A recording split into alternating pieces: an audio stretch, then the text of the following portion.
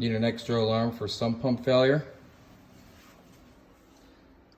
We have battery backup and a dual pump and a bit of evolution touch.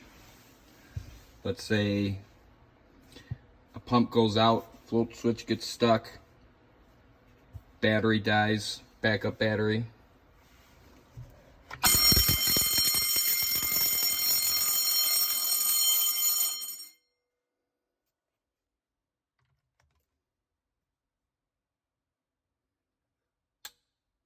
Let's say the heating cable trips the breaker or someone unplugs it.